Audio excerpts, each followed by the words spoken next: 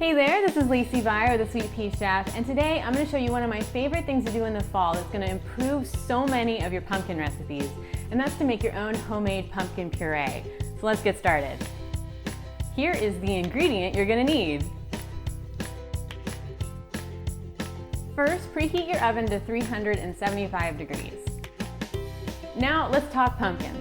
The normal large pumpkins you're probably used to are pretty much just for decoration and for carving. If you're going to be using your pumpkins for cooking and baking, you want the sweetest pumpkins you can find.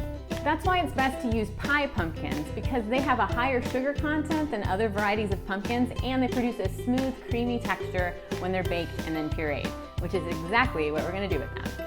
To prepare them for baking, line a rimmed baking sheet with aluminum foil or parchment paper and then set that aside. Slice the pumpkin in half crosswise through the stem. Then scoop out the seeds and the strings and all that stuff using a spoon. Feel free to keep the seeds for later to roast, but we won't need them for this puree. Or if you're feeling a little bit lazy, you could also roast the pumpkin without doing this step and then later remove the seeds. Either way works just as well. Now place the pumpkin halves cut side down onto the baking sheet. We're going to roast uncovered for about 40 to 60 minutes or until the pumpkin is nice and tender when pierced with a fork. Carefully remove the pumpkins from the oven and allow them to cool enough to handle. When they're cool, carefully scrape the flesh from the skin using a spoon. You can discard that skin. Using a food processor or a blender, puree until it's even and smooth. I find having the processor running and then adding the pumpkin bit by bit helps everything get evenly pureed versus adding everything into the bowl first.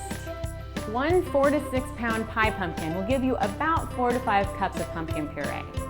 All right, so there you have it. Making your own pumpkin puree is fun and easy and a great way to get fresh pumpkin puree that you can use in breads, pancakes, pumpkin pie, and even your own pumpkin spice lattes during the fall. Thanks for watching. I hope you enjoyed the video. To get the recipe, click the button on the screen to print it out. If you're looking for more delicious and healthy fall recipes, check out my featured fall recipes playlist. And as always, if you haven't yet subscribed, make sure to click the subscribe button so you never miss a new weekly recipe video. Thanks, I'll see you next time. That are messed up. Content and other varieties.